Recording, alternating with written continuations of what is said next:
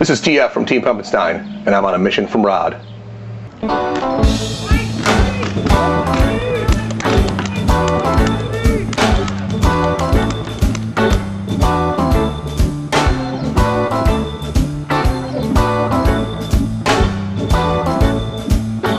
Here's what we're going to do today, or right now. We're going to bust apart this reg, and I'll show you guys how to tech it. It's a really simple regulator. It's based on proven technology. I wouldn't replace this regulator. It does just fine. The first thing you're going to want to do is take the reg in half. And that usually just comes apart with hand tension. If it doesn't, you can put a wrench on the flats of this regulator here. Be careful. Wrap it in tape. Do whatever you got to do, because you can mar your brand new cool anodizing, and this is certainly some cool stuff from Chipley. Take this apart. It's under spring pressure, so that's going to come apart like that. What I usually do after that is I use a 3/16, and I take this screw all the way out. It's a long screw. Now, what you find in there might be that long, might be a little shorter, and the spring that you might find might be blue, and it might be regular steel color. If it's blue, it's newer. If it's steel, it's older, and it does not matter which one you have. Chipley had a little trouble getting these springs after a while, so they went to a different manufacturer, so no big deal. And so that's the newer style, and the top hat, this little top hat dude, is going to be a little bit taller because this spring is a little bit mushier. And because it's a little bit mushier, you need a little bit longer. Doesn't really matter what you got in there, as long as it's a spring, a top hat, and a screw, you're good to go. This is the regulator piston, and it has one O-ring. Okay, it does move up and down. This is made out of Delrin. Make sure it's not scored on the side or messed up. If it is, get it replaced. You really can't fix these, and they're dirt cheap. If the O-ring is cut or jacked up, replace that. You can call Chipley to get a replacement from there. You can also look at the manual that I wrote. You can go at www.pumpenstein.com, and you can find the manuals there, and that'll tell you what O-ring that is. You've got a static O-ring here that I've never replaced on the many years I've been shooting Chipley guns, but you can get one of those in case you do. And that's it. That thing is empty after that, so you can set that all aside. The top half here has kind of a goofy little nut there. That nut, now you can take apart what I believe is a 3/16 Allen. They've cut that into an Allen now, but it's round on this one. So what I use is a thin pair of wrench here, and I grab a hold of it. The proper thing to use is going to be a socket, so you definitely use a socket on that if you need to. Turn that lightly. You only want to finger tighten that when you put it back together, so it should be finger tight when you get to it here. Only a couple of turns and that's going to come out. Dump that out. And there's nothing left in here anymore, just air passages, so set that aside. That does have one O-ring on the top. That's just a regular bottle O-ring. In case it gets cut, you can replace it off of a bottle of your tank. Set that aside.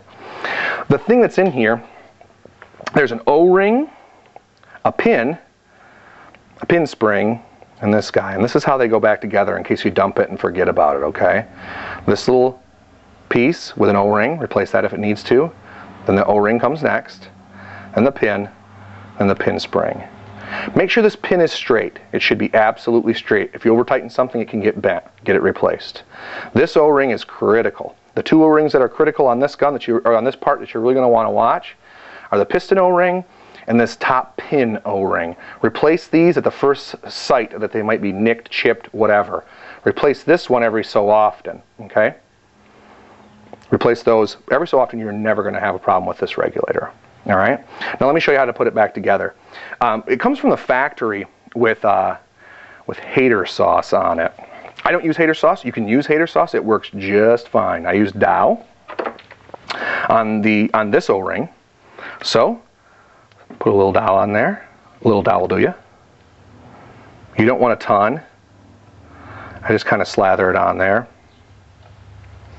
That's going to be more than enough. And that's probably going to do you for 3-6 months of play, especially pump play. It's not like you're shooting a ton out there. Some people do need to shoot a ton just because they suck.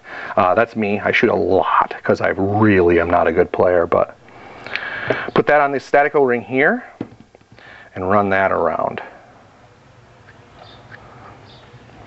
Now, let's put the bottom two back together first. Top hat goes in first. I always clean this thing off. It's got hater sauce on it right now. doesn't need to have it. I clean that off, and I clean out the inside of the reg. All the parts for this and the part sizes can be found in the manual. Again, www.pumpenstein.com. Drop that in.